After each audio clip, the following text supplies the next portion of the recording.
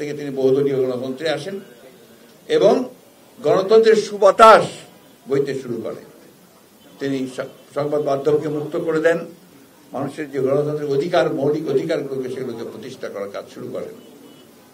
তারপরে ধারাবাহিকতা আপনারা জানেন 1981 সালে গণতন্ত্রের শত্রুরা, দেশের শত্রুরা তাকে নির্মমভাবে হত্যা করার পরে গণতন্ত্র ব্যাহত হয়েছে এবং 1982 সালে আবার একটি সামরিক শাসন জারি হয়েছে এবং সেই দীর্ঘ 9 বছর আমাদের নেত্রী দেশনেত্রী বেগম খালেদা জিয়া, বিএনপির নেতা, তিনি এই গণতন্ত্র প্রতিষ্ঠার জন্য দীর্ঘ 9 বছর আমাদের ছাত্র নেতা জনতাকে সঙ্গে নিয়ে লড়াই করেছেন, সংগ্রাম করেছেন। তখনও অসংখ্য প্রাণ গেছে, ত্যাগ স্বীকার করতে হয়েছে দিয়ে 1990 সালে আবার একটি ছাত্র গণ অভ্যুত্থানের মধ্য দিয়ে দেশে গণতন্ত্র প্রতিষ্ঠিত হয়েছে। আমি এই কথাগুলো বলছি যে আমাদের আজকের যে প্রেক্ষাপট, এই আলোচনা সভার বা প্রস্তুতি সভার যে প্রেক্ষাপট, এটা কিন্তু সেই গণতন্ত্রকে কেন্দ্র করে। এরপরে আপনারা জানেন যে 2008 সালে 7 সালে না 111 অর্থাৎ আরেকটি চক্রান্তের মধ্য দিয়ে গণতন্ত্রকে ধ্বংস করা হয়েছে এবং সেখানে আপনারা জানেন যে দেশনেত্রী এবং খালেদা জিয়াকে গ্রেপ্তার করা হয়েছিল, আমাদের ভারপ্রাপ্ত চেয়ারম্যান তারেক রহমান সাহেবকে গ্রেপ্তার করা হয়েছিল এবং আমাদের অসংখ্য নেতাকর্মীকে সেদিনও গ্রেপ্তার করা হয়েছে। এরপরেও আপনারা একটা সংগ্রামের মধ্য দিয়ে আমরা গণতন্ত্রকে আবার ফিরিয়ে আনার চেষ্টা করেছি। 2007 সালে 8 সালে যে নির্বাচন হয়েছে, সেই নির্বাচনে একটা কারচুপির মধ্য দিয়ে আওয়ামী লীগ, যারা গণতন্ত্রকে আগেও ধ্বংস করেছিল, তারা আবার ক্ষমতায় আসে। ডিজাইন, এলিগেন্স, বিউটি, সেরা পণ্য সবার জন্য জেভিকো।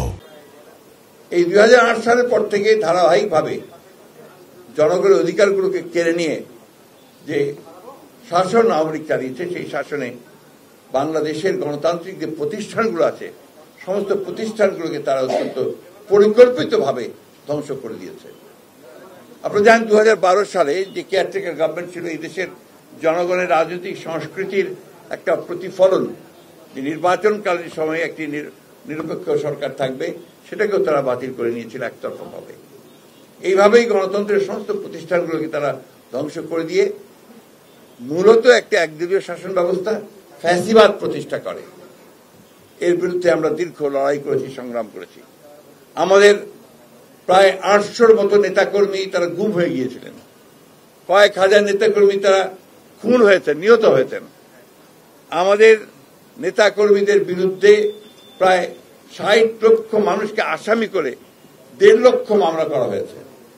এই দীর্ঘকালীন সময়ে মামলা, আপনার তারপরে নির্যাতন, নিপীড়ন। আমাদের দেশনেত্রী বেগম খালেদা জিয়া, তাকে মিথ্যা মামলার সাজা দিয়ে প্রায় 6 বছর কারাগারে আটক করে রাখা হয়েছিল। এই জনগণের আন্দোলনের মধ্য দিয়ে তিনি মুক্ত হয়েছেন।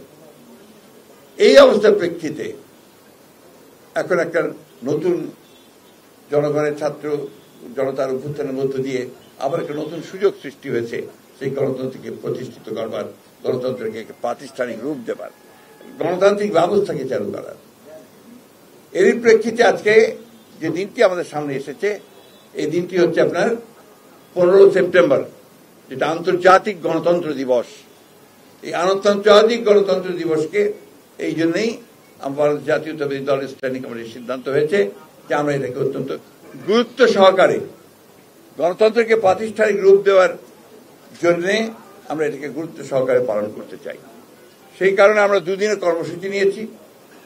14 তারিখে আমাদের 3:30টায়, বিকাল 3:30টায় শহীদ মিনারে একটি সমাবেশ অনুষ্ঠিত হবে। এই সমাবেশটি হবে এই 14-15 বছরে যারা গণতন্ত্রের আন্দোলন করতে গিয়ে শহীদ হয়েছেন অথবা পঙ্গু হয়েছেন, যারা নির্যাতিত হয়েছেন, তাদের আত্মীয় স্বজন বা তাদেরকে নিয়ে এসে আপনার একটা সমাবেশ করা হবে এবং সেই সমাবেশে বিভিন্ন সাংস্কৃতিক কর্মকাণ্ড থাকবে, আপনার সঙ্গীত থাকবে, এখানে নাটক থাকবে, এখানে বিভিন্ন রকমের যে আবৃত্তি বা কবিতা পাঠ করা হবে।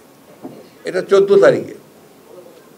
15 তারিখে আমরা আমাদের কেন্দ্রীয় অফিসের সামনে অর্থাৎ নয়াপল্টনের এখানে আমরা একটা সমাবেশ করব। এই সমাবেশটা হচ্ছে গণতন্ত্রকে প্রাতিষ্ঠানিক রূপ দেবার সমাবেশ। অর্থাৎ এখন আমরা যে একটা ট্রানজিশনাল পিরিয়ডের মধ্যে আছি, এই ট্রানজিশনাল পিরিয়ডে গণতন্ত্রকে আরও প্রতিষ্ঠিত করবার জন্য, গণতান্ত্রিক শক্তিগুলোকে আরও ঐক্যবদ্ধ করার জন্য আমরা এই সমাবেশকে আরও বেশি করে আপনার এটাকে উৎসর্গ করতে চাই। এই কারণে আমাদের আজকে এখানে এর প্রস্তুতিমূলক সভা হয়েছে। ঢাকা বিভাগের বিভিন্ন জেলাগুলো, অঙ্গ সংগঠনগুলো, ঢাকা মহানগর, এই নেতৃত্ববৃন্দ তারা এখানে উপস্থিত ছিলেন। তাদের মধ্য দিয়ে, তাদের উপস্থিতির মধ্য দিয়ে তাদের সাথে আলোচনা করে আমরা এটাকে সফল করার জন্য সিদ্ধান্ত নিয়েছি। প্রিয় সাংবাদিক বন্ধুগণ, এই সময়টা অত্যন্ত একটা আমি বলবো গুরুত্বপূর্ণ সময়। এই সময়ে আপনারা দেখেছেন যে গতকাল প্রধান উপদেষ্টা তিনি একটি বক্তৃতা দিয়েছেন, বক্তব্য রেখেছেন জাতির উদ্দেশ্যে, এবং সেই বক্তব্যে তিনি কিছু সংস্কারের কথা বলেছেন, কতগুলো বিষয়, এবং সেখানে সংস্কারের জন্য যারা দায়িত্বে যাদেরকে দিয়েছেন তাদের নামও তিনি উল্লেখ করেছেন। এবং তিনি মোটামুটিভাবে তার যে একটা ভিশন এই ইন্টারিম সরকারের, সেই ভিশনটার কথা মোটামুটি যাবে মোটা দাগে তিনি তুলে ধরেছেন।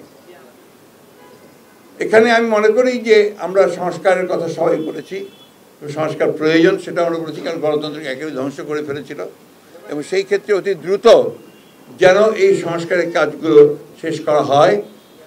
মূল যে বিষয়টা রয়েছে গণতন্ত্রের জন্যে, যে জনগণের প্রতিনিধিদের শাসন, তাদের পরিচালনা, তাদের শাসন, জনগণের নির্বাচিত পার্লামেন্ট দিয়ে দেশ চলবে, সেই বিষয়টা যেন আপনার অবশ্যই দ্রুততার সঙ্গে আপনার সমাপ্ত হয়, সেটাই আমাদের প্রত্যাশা থাকবে।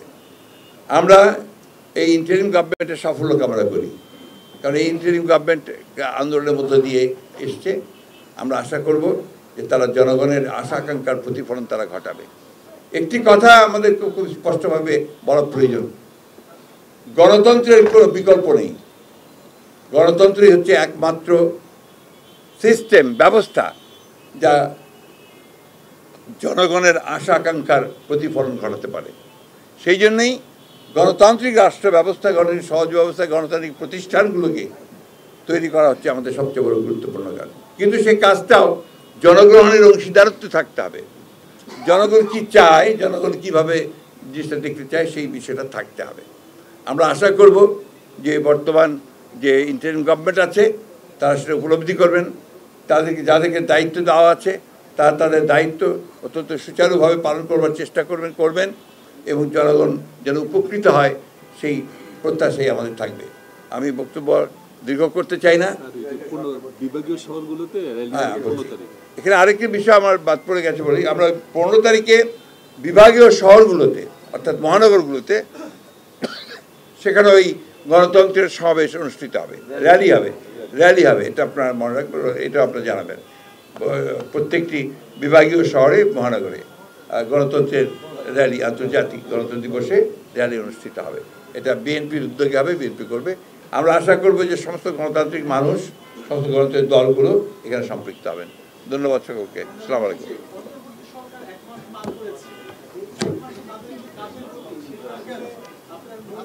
আমি তো বলেছি এই কথাটা ভাই, আমি তো বললাম যে এটা আপনার, আমরা মনে করি যে তারা কাজ করছেন, এই কাজ করার সময় সুযোগ সবই তাদেরকে দেওয়ার জন্য আমরা প্রতিশ্রুতিবদ্ধ, এবং আমরা আশা করি যে তারা যথাশীঘ্র সম্ভব স্বল্প সময়ের মধ্যে আপনার তাদের এই কাজগুলো শেষ করে তারা নির্বাচনের দিকে যাবেন।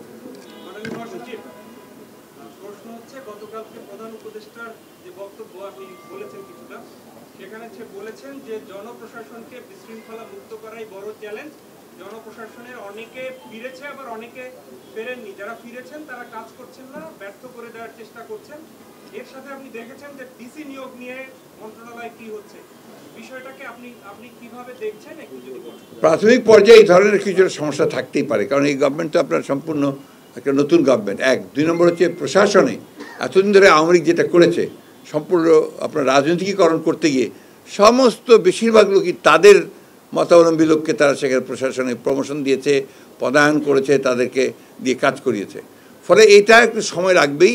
আপনার পুরোপুরিভাবে আপনার নতুন করে তো এখন এই মুহূর্তে রিক্রুট করে অফিসার নিয়োগ করা সম্ভব না, বাট যা আছে তাদেরকে দিয়েই কাজ করতে হবে, সেটুকু ধৈর্য আমাদের ধরতে হবে। এবং আমরা বিশ্বাস করি যে আপনার অতি অল্প সময়ের মধ্যে সব কিছুই সুষ্ঠুভাবে হবে।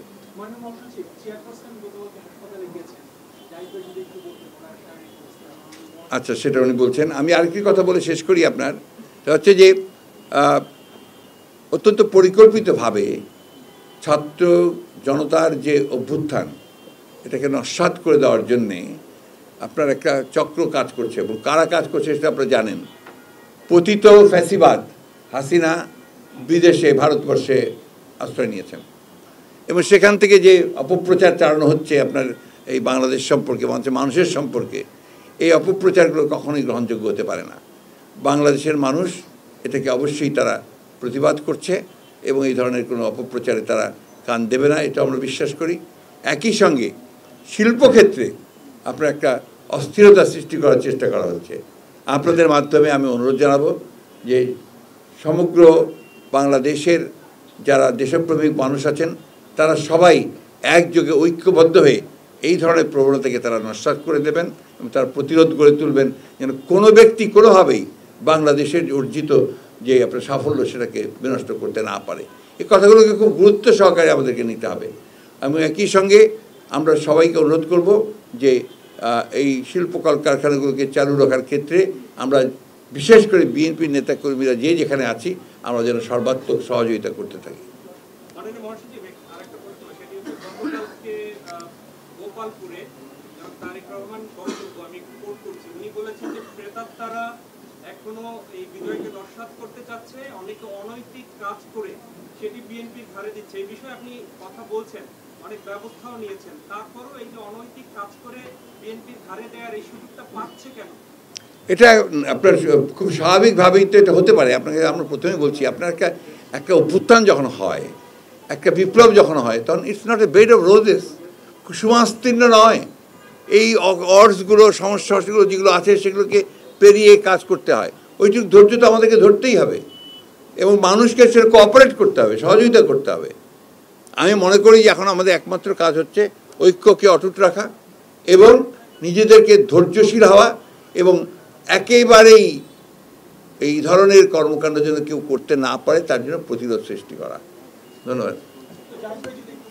জি বলেন। ম্যাডামের শরীর অবস্থা। ধন্যবাদ। আপনারা এতক্ষণ মাননীয় মহাসচিবের প্রেস ব্রিফিং শুনেছেন। এখানে নতুন করে ম্যাডামের স্বাস্থ্য নিয়ে বক্তব্য দেওয়ার কোনো সুযোগ নেই। আপনারা জানেন ম্যাডাম গত 4.5 বৎসর যাবৎ বিভিন্ন সময়ে, আজকে 479তম দিন উনি এভার কেয়ার হসপিটালে ভর্তির। কাজেই আপনাদেরকে বুঝতে হবে, এই সরকার ওনাকে অন্তরীণ জেলখানায় নেওয়ার পর একাকিত্ব, ওনার চিকিৎসা না করানো এবং ওনাকে আস্তে আস্তে একদম সংকটাপূর্ণ একটা অবস্থায় ঠেলে দেওয়া বিগত সরকারের একটা সুনির্দিষ্ট পরিকল্পনার অংশ। হাসপাতালে ভর্তি করিয়েছিল পিজি হসপিটালে, বাট সে কোনো ধরনের চিকিৎসা হওয়া উচিত ছিল সেগুলো কোনো কিছুই সঠিকভাবে হয় নাই, যার জন্যই আজকে ওনার শারীরিক অবস্থা এই পর্যায়ে পৌঁছেছে। কয়েকদিন পর পরই ওনাকে দেখা যাচ্ছে এখন হসপিটালে। আমরা 21শে আগস্ট রিলিজ হয়েছি, গতকালকে 12ই সেপ্টেম্বর আমরা ওনাকে ভর্তি করতে হয়েছে। কথা আসবে আপনারা বাইরে নিচ্ছেন না কেন? স্পষ্ট, একজনকে বাইরে নিতে হলে শারীরিক সুস্থতা প্রয়োজন। প্লেনে উঠতে হলে নেগেটিভ প্রেশার সহ্য করার মতো সুস্থতা থাকতে হয়। ফ্লাই করার জন্য নেগেটিভ প্রেশার আছে, সেটা কতটুকু, ল্যান্ড করার সময় কতটুকু উনি সহ্য করতে পারেন, একটা গল্পের বিষয় না, সেটি হচ্ছে একটা একাডেমিক বিষয়, সায়েন্টিফিক বিষয়, প্রফেশনাল বিষয়। মেডিকেল বোর্ড সে বিষয়গুলো বিবেচনায় নিয়ে দেশি বিদেশি সদস্যরা আলোচনা করছেন, এবং দ্রুততম সময়ের মধ্যে শারীরিকভাবে উনি একটু সুস্থ হলে ওনাকে যত দ্রুত বাইরে নেওয়ার যে চেষ্টা, একটা উন্নত সেন্টারে ফলো আপের জন্য, কারণ ওনার এমন কিছু রোগের সৃষ্টি হয়েছে, যেগুলি সত্যিকার অর্থে বাইরের আধুনিক সেন্টারে নিয়ে দেখানো ছাড়া এবং তাদের ওপিনিয়ন নেওয়া ছাড়া আর কোনো জ্ঞাতন্তর নাই। ওনার জন্য আপনারা সবাই দোয়া করেন এবং দোয়া করবেন, এবং উনি আপনাদের মাধ্যমে দেশবাসীর কাছে ওনার সুস্থতার জন্য ওনার পরিবারের পক্ষ থেকে, দলের পক্ষ থেকে দোয়া চাওয়া হচ্ছে। আপনাদের সবাইকে ধন্যবাদ। Thank you. Thank you sir.